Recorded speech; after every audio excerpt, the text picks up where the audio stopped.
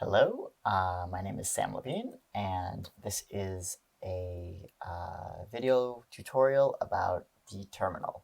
This is meant to be like a very kind of like cursory overview of how to use the terminal. It's not supposed to be an in-depth exploration. It's not covering any advanced topics. It's really meant if you've never used the terminal before, or maybe you have, but it was a while ago and you just want a quick refresher. The purpose of this video is so that you can follow along on videos that I'm going to be making in the next few weeks about, or maybe even the next few days, about web scraping. And so the idea here is like, this is like the bare minimum that you need to know to be able to follow those subsequent videos. This is intended for Mac users. If you're using Windows, you can also follow along, but you need to install something called the Windows Subsystem for Linux. I think that's what it's called. I don't have a Windows machine, so I can't do this myself. But once you do that, you should be able to follow along. For the most part, almost the exact same thing that I'm doing here, but from Windows. So first of all, like what is the terminal? The terminal is a text-based interface for interacting with your computer. You can sort of think of it as a text-based version of the Finder. And the terminal, just like the Finder actually, is a program that you have to open up. So let's start by doing that. If you type Command and space, and then the words terminal, and hit enter, the terminal will open up for you. You can also find this program on your hard drive in the applications folder and under applications and then utilities. Okay, so here's the terminal. Let's make it a little bit bigger so you guys can see. So the first thing that you'll see when you open the terminal is the prompt, and that's this stuff right here. The prompt is just sort of like provides you like a little bit of contextual information about like where you are in your computer and who you are. So you'll see it'll have your username first. It might look a little different on your computer, but probably it will have your username, then an @ sign, and then the name of your computer, and then the folder that you're currently in. It might be a tilde, and you're like, there is no folder that's a tilde on my computer, but the tilde is shorthand for your home folder.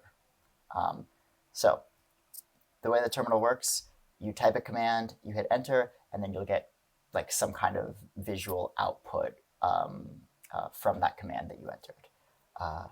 So a lot of it is just sort of like memorizing these weird shorthand commands. The first of these that we're going to do is called pwd. So go ahead and type pwd and hit enter. pwd stands for print working directory, and it just shows you the folder that you're in. So we're in, by default, your home folder, which is going to be on a Mac, /users, and then / and then your username. That's pwd. If you type ls and hit enter, ls stands for list. That lists the files and folders that are in the directory that you're currently in. You'll notice this is like the exact same list here as the one that would happen if you opened up your home folder. So you've got, your desktop, your downloads, movies, pictures, etc. So again, pwd, print working directory, ls lists the files and folders that are in the directory that you're currently in. You can change the folder that you're in with the cd command. Cd stands for change directory. So if I type cd space, and then I can type the name of a folder I want to go into. Let's go to desktop, cd space desktop, and I hit enter. And then you'll notice that the tilde changed from, the tilde changed it to desktop. So now if I type ls and hit enter, you can see that I have one thing on my desktop, which is reflected also over here. I have a folder called very important files. And then I could go into that folder. I could type cd space very important files and hit enter. And then I could type ls again, and you could see that in this very important files, I have photograph of Karl Marx and a copy of the Communist Manifesto. I can also go up a directory. So if I type cd space ... and hit enter, the ... is like an alias that stands for the parent folder to the one that I'm currently in. So I can type cd space ... hit enter. Now I'm back on the desktop. If I type cd space ... again, now I'm back in my home folder. I can also like kind of do multiple folders at a time. So if I type cd space desktop / very important files and hit enter, now I'm back into very important files.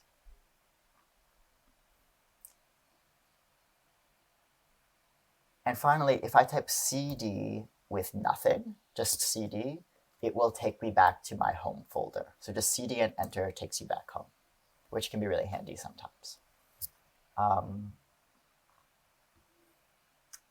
Okay, so there's a few, just like one note here about file and folder structure, which can be very confusing for new users, is that there's two ways to navigate to any particular place on your system. And the first is using relative paths, and the second is using absolute paths. So an absolute path represents the full path to something, starting from the very top of your file system. And a relative path represents the path to something relative to the folder that you're currently in. So when I typed cd desktop very important files, that only worked because I was in my home folder and there was a folder called desktop inside of my home folder. If I wasn't in my home folder and I typed this, it might have given me an error. So if I type like, if I go into one folder up, for example, and now I'm in the users folder, if I type cd desktop very important files, this is going to give me an error. It's going to say no such file or directory, desktop very important files. But I can get to that very important files folder from anywhere in my system if I give it the absolute path. So I can say cd / the slash tells you it's an absolute path, users sam desktop very important files. And I can type this command from anywhere in my system and it'll take me to that very important files folder. So let's talk about manipulating the file system. So this is kind of like navigating. Let's talk about manipulating it. I'm going to go back to my desktop. So I think, yes, I'm in my desktop right now. I can confirm that by typing pwd. And what I'm going to do is I'm going to actually let's make a directory. So mkdir stands for make directory. I hit space, and then I just say the name of something. Let's make a directory called Sam's folder, and hit enter. And then we should see immediately in the Finder that Sam's folder just got created. I can make another one, another folder, okay. And I've just made a bunch of folders on my desktop. So mkdir does that. The other sort of basic file system manipulation commands are moving things, copying things, and deleting things. So let's talk about those one at a time. I'm going to go into my very important files directory again. I'll type ls just to see what I have in here. Again, it's Karl Marx, JPEG, and communistmanifesto.txt. And I can, first of all, I can move a file. So if I type mv for move, space, then what I'm going to do is give it the name of a file that I want to move and the place that I want to move it to.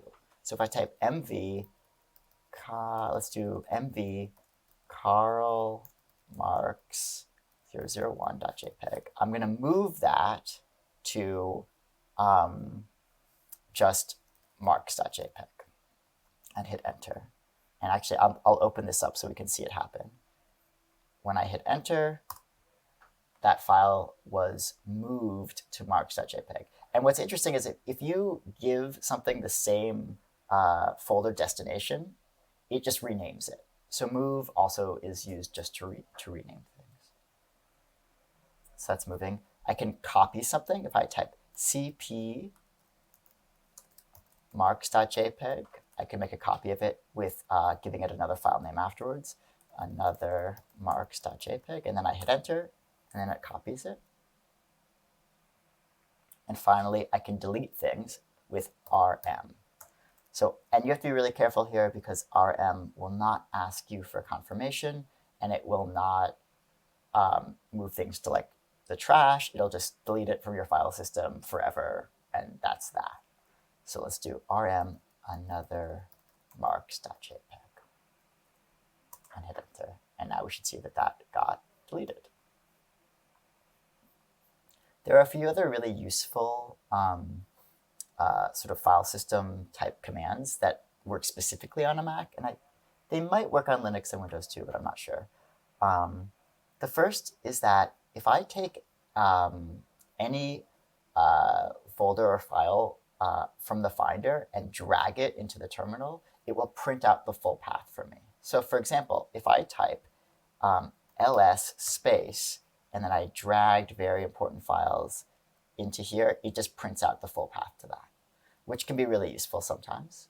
So for example, if I type cd space and drag this in here, it will take me to that directory, which is a little bit more convenient sometimes than like typing the full thing out.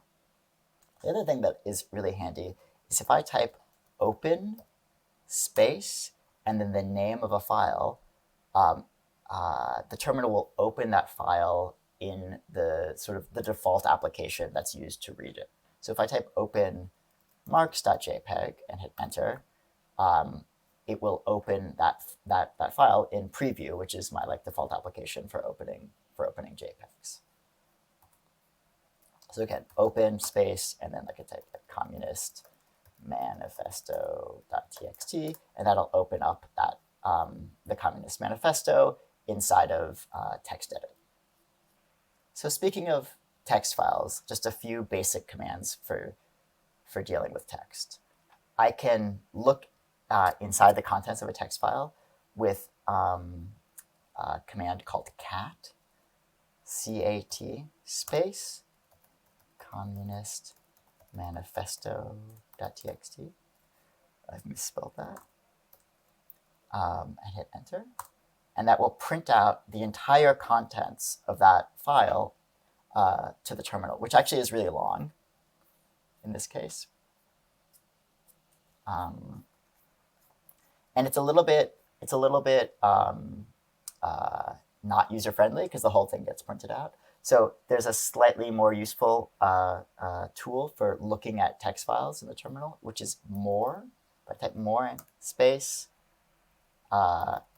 communist manifesto.txt and hit enter, what happens is I get a paginated version of that file, and I can use the up and down arrows to kind of go through it really easily.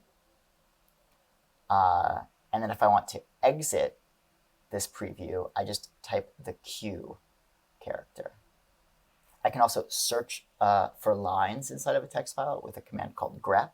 So if I type grep and then I typed bourgeois space communist manifesto.txt, I will get every single line that contains the word bourgeois printed. And here they are. The bourgeois claptrap about the family and education, and so on. I can also like sort things. So if I type sort communist manifesto.txt and hit enter, I get the Communist Manifesto sorted. Okay, so one thing that's really important that I haven't mentioned yet is that all of the commands that I'm typing, almost all of the commands I've typed, have additional optional parameters that you can add to the end of them that change how the commands work.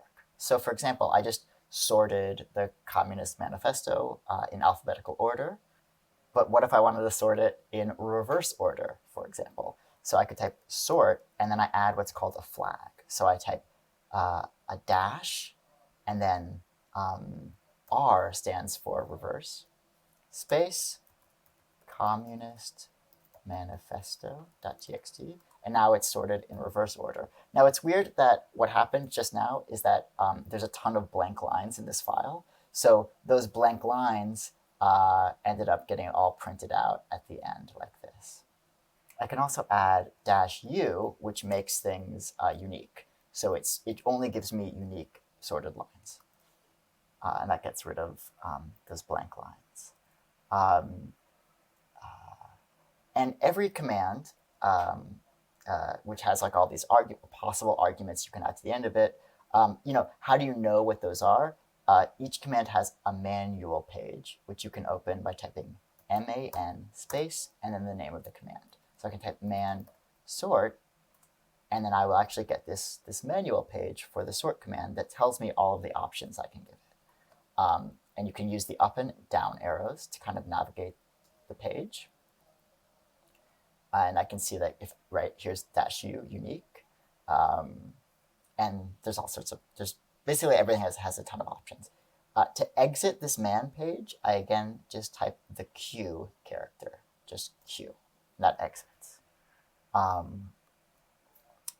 So again, man sort, I could also do man ls, for example. We were looking at ls before I'd hit enter. And I can see that ls, that really basic command for listing files, has all sorts of options that you can give it as well. And some of these are quite useful. I'll show you a few that are actually useful for ls. ls-l lists things as lines, as separate lines. If I type ls by default, it will list things in columns, but sometimes it's more useful to list them in lines. So ls-l lists things in lines. And that actually also provides some useful information, like when they were, the files were last modified and the size of the files.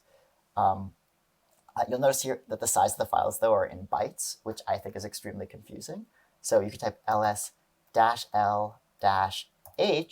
and H stands for human, I think, and it gives you human readable file sizes. So now I can see that the Communist Manifesto is 92K, and that Mark's photograph was 1.3 megabytes. So that's immediately useful. Another useful one for ls is -a, which shows you hidden files. There aren't any hidden files in this folder, so that doesn't make a difference, but sometimes it does. I'm just going to talk about a few more things. Piping and redirecting, installing new programs, and then some tips and tricks that will be very useful. First, let's talk about piping and redirecting. So as you've noticed, you type a command, it gives you an output. You can actually take the output from one command and either save it to your file system or redirect that output to another command. And this makes it like the terminal an extremely powerful tool for manipulating text files. So for example, let's look back at our Communist Manifesto, and I used the grep command to search for lines of the Communist Manifesto that had the word bourgeois in it. So if I type, well, let's do another one. Let's do all of the lines of the Communist Manifesto that have the word communist in them. So we can take grep communist manifesto.txt. If I hit enter, oh, it doesn't exist. There are no communists in the Communist Manifesto. Okay, so it's capitalized. If I type grep communist with a capital C, Communist Manifesto, we get all of the communists in the Communist Manifesto. But it prints it to the terminal. So if I wanted to save all of this output here, I can add a space afterwards, and then I could type the greater than sign, and then another space. Actually, the spaces are probably optional, and then the name of a new file that I want to save this output to. And again, you have to be a bit careful here, because if you give it the name of a file that already exists, it will overwrite that file. So I'm just going to say I'll just call it com.txt. And if I hit enter, I can actually look at it happen in the Finder also. If I hit enter, we'll see that there's a new com.txt. And then if I type more com.txt, you'll see that this has all of those lines in it. So that saves it. Let's just look at this again. So the greater than saves the output of one command into a text file. What if I wanted to use grep to get all of these instances of the word communist, and then I wanted to sort those instances? Well, I could save them as com.txt, and then I could run the sort command on that. Or what I could do is I could take the output of this grep command and stick it into the sort command directly. So to do that, I type grep communist manifesto, and then I use this pipe symbol, and then I could type sort, and now I hit enter, and now this is also a sorted list. And with this, I can still save it into a text file also afterwards. Sorted com.txt, and hit enter. So that's called piping and redirecting. Okay. Let's talk about just like the terminal. It's really hard. I think it can be really hard to kind of get used to this way of interacting with your computer.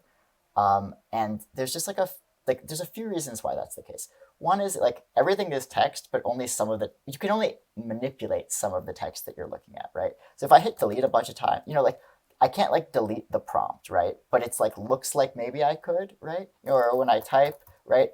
Usually in the computers that we're used to, if I click here, it would move the cursor to wherever I clicked and let me edit from there. But this doesn't work, right? That's not how this works, right? But there are like a few things that make your life like a little easier in here. And one is like if I wanted to edit something earlier on, let's say I typed grp instead of grep by accident, communist, whatever, some big command, and I was like, oh, I need to edit this command. I can use the left and right arrow keys to go back and forward. And then I can delete stuff and add new things. I can also go through previous commands that I've typed with the up arrow. So the up arrow will kind of go through my history, up and down, will show me all the things that I've typed before. And this can be really, really, really handy. So I'm typing the up arrow now to kind of go back through my history, and the down. And then I can just hit enter again, and it'll run that command again. So that's really useful.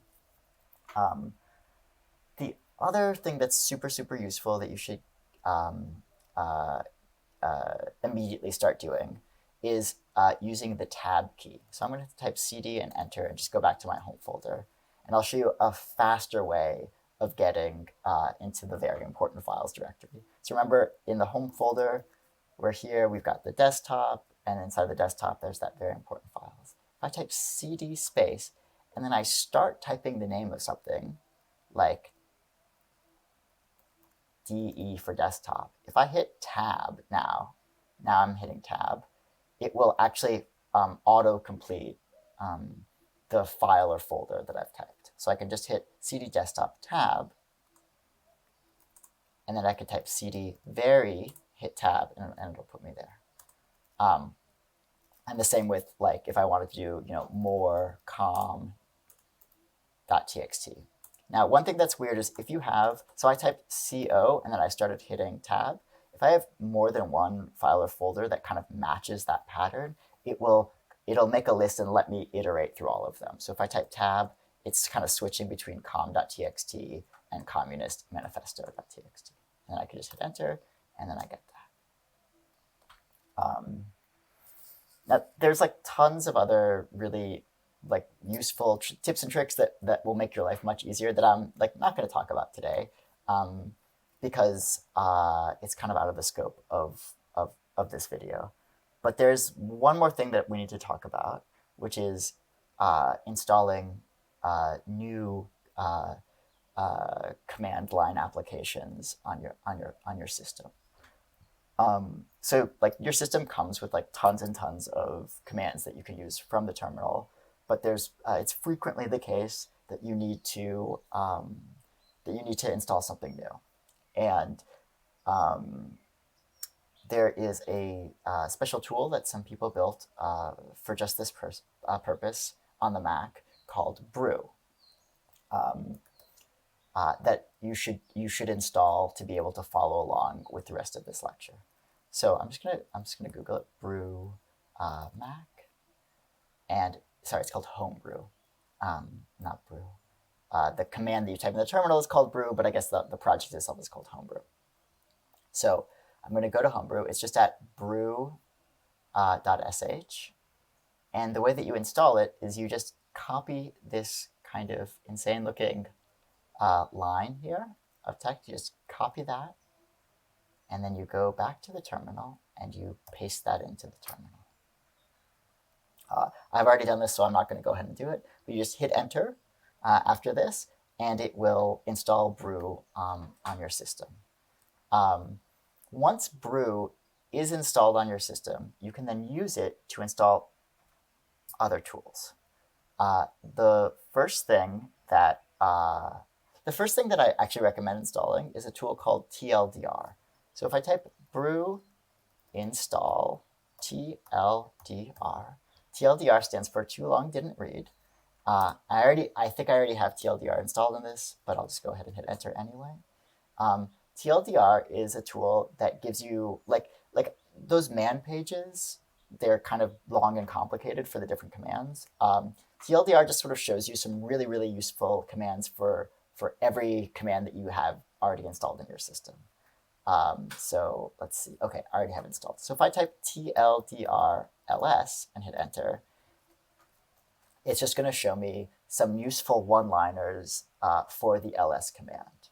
Or if I typed TLDR grep, it's going to show me some useful ways to use the grep command. And I just think it's a little bit more user-friendly than looking through those manual pages. I really like it. The next and extremely important thing that we're going to install on our systems is Python 3. So the rest of the rest of the videos that I'm going to be making require that you have Python on your computer, and depending on what's going on your computer, you might already have Python on it. But I would like everyone to install Python version 3. And the way that you do that is you type brew install Python 3. And then you hit enter. And that's going to conclude this video. If you have any questions or comments, please let me know. The next video is going to be just sort of like a very brief overview of Python.